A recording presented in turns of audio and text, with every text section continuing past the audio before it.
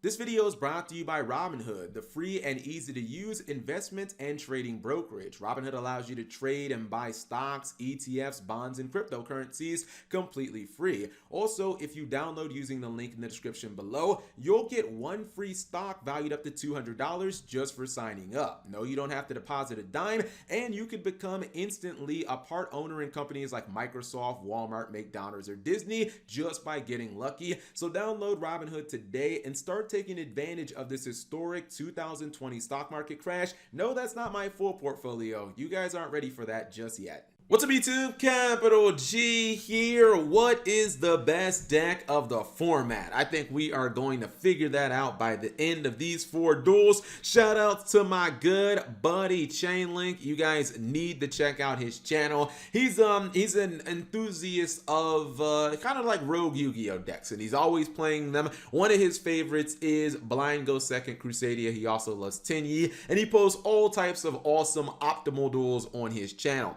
He's going to be dueling against Eldorado in the first duel. Actually, a lot of these duels are going to be against the Eldorado deck. Eldorado is legitimate tier 1 in my book. Eldlich, Eldorado, whatever you want to call it. I like Eldorado. I just think that name sounds a little classier. And you're going to see that it doesn't matter. As long as you're playing Crusadia, the Blind Go Second version, the going first version is trash. As long as you're playing this deck, all you do is one shot. Now, this was interesting because this hand looks like it is just terrible. I mean, multiple copies of Crusadia Power, 3 copies of Draco, but it don't even matter. His opponent's like, yo, you ain't getting no normal summons off. I'm just gonna go ahead, I'm gonna use the Solemn Judgment, pay half my life points. If you're a Crusadia player, I think you feel pretty good about that. He's gonna activate some of those Eldorado cards. He got his good boy Golden Lord on field, and he's going into beatdown mode. That's what that's what the Eldorado deck does really well. Usually in the OCG, they sit behind skill drain. They just have these big monsters, and it looks pretty good. But Crusadia don't care about none of that because a lot of these cards, these trap cards, they get bonus effects when they have this guy on the field. However, if you just kaiju them, then they're not getting any of those bonus effects. And now you can start going to some Crusadia plays. Crusadia only needs like 2 cards, the OTK for the most part. Like you need 2 monsters and you just have like the full combo. Anyways, he's gonna go Draco.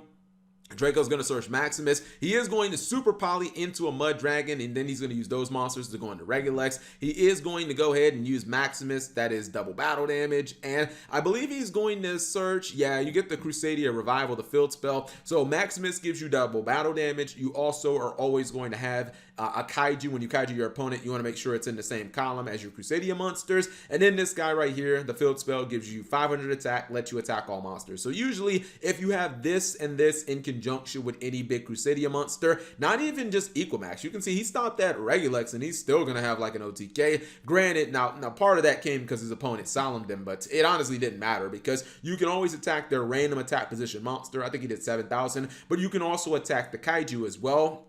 And you get the battle damage, or you get the attack value of the Kaiju you're linked to, even when you're running the Kaiju over. So it didn't really matter if he had 8,000 or 10,000. He was still going to get OTK'd in his turn because he could attack the Gamecill as well. Anyways, first duel is an easy peasy GG no re. Second duel, hey, this one's going to be better. He opened with Skill Drain. We know that Skill Drain should be at 3 because the OCG got it at 3, and that's it just makes the format so much better.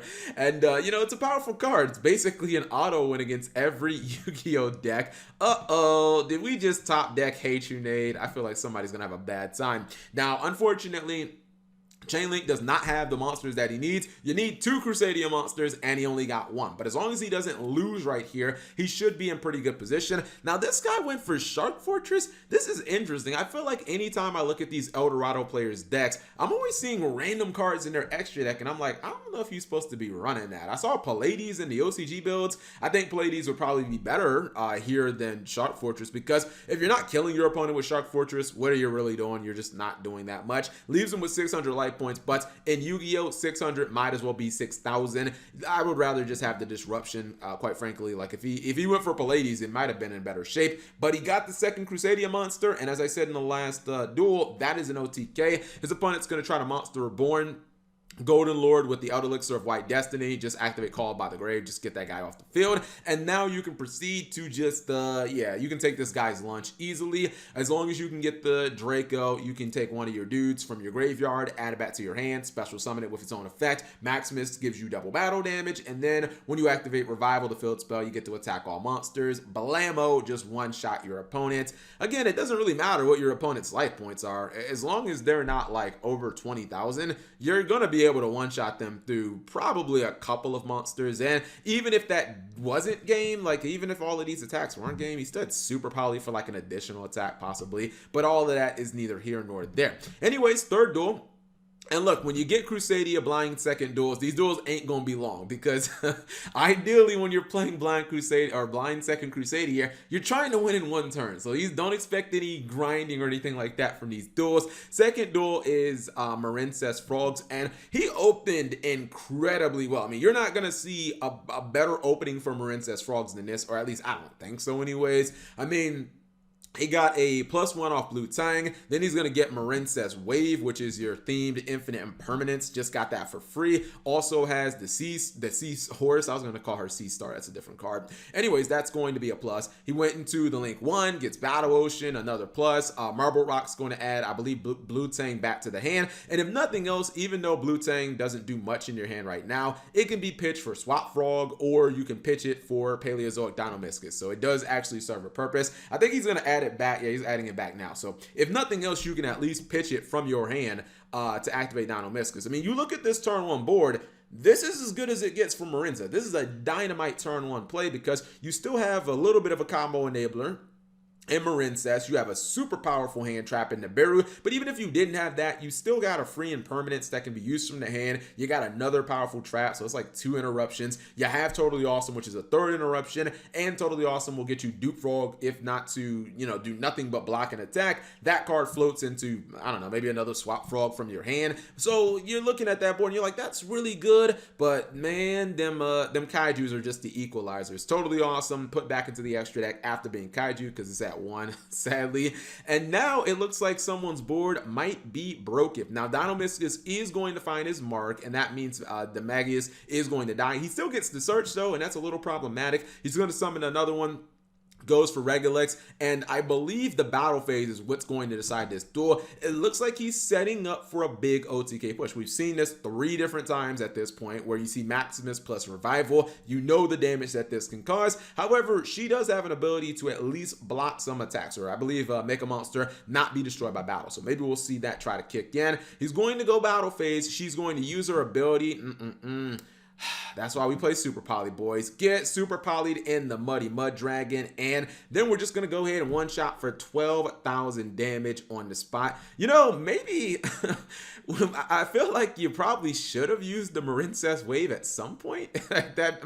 Granted, I think that Equimax might have launched the monster to negate it, but I feel like you had to at least try to use the Marincess Wave. But then again, you probably didn't expect to get super polyed right then and there. Anyways, you live and you learn. Final duel is going to be once again versus Eldorado. And yeah, we're really going to find out. Now, I guess this is 3 duels now against Eldorado. What is the best deck? Honestly, I'll just be blunt here. Eldorado is super good. I don't think this is a good matchup for them, because obviously Eldorado, much like True Draco, wants to grind, but it can't rely on the floodgates quite as optimally, shout outs to Chainlink, as it can in the OCG. In the OCG, you have triple skill drain. You also run like summon limit. You're going to hit one of them damn floodgates with 3 impermanents. You're just going to hit one. And the TCG, we only have 1 copy of skill drain, so it's a lot more difficult. But a deck like Blind Go Second Crusadia that can basically just kill you in any given turn, and they don't really care if your main guy is 2,500 attack. Like, I don't care about that. They can kill you through these damn trap cards. They can kill you through 2 copies of this guy.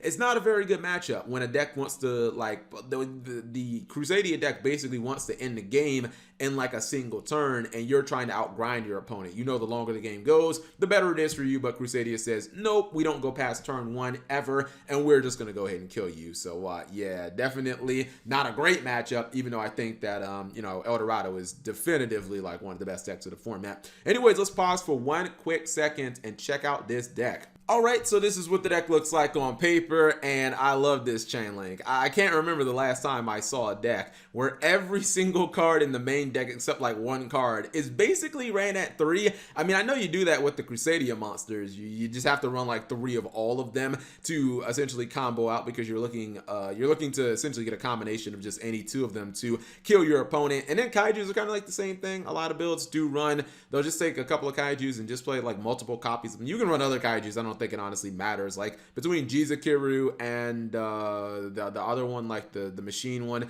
or no, I think, excuse me, this is the machine, this is the other one. Jizukiru is the one that's not in here. But I love this, just 3 of everything, including Ash Blossom, all the Crusadia monsters, the Kaijus, the Slumber, Super Poly, Called by the Grave, even the Crusadia Power, and the Revival is the only card in the main deck that you do not run 3 copies of. So yeah, this is pretty simple. Go second and just beat your opponent's face in with a quick OTK. The side deck, obviously, most of it, you know, is just like the Crusadia Link monsters that you're naturally going to go into. And then obviously you have like your super polymerization targets. You know, I wonder if maybe we could run the that zombie Nether Soul or Dragon Necro zombie fusion monster, because you know the Eldorado deck does usually have a couple zombies on the field, and you can super poly them things into a fusion monster that is bigger than a lot of monsters that you'll normally fusion into. Definitely bigger than Mud Dragon, even though you know it's a lot easier of a card to use.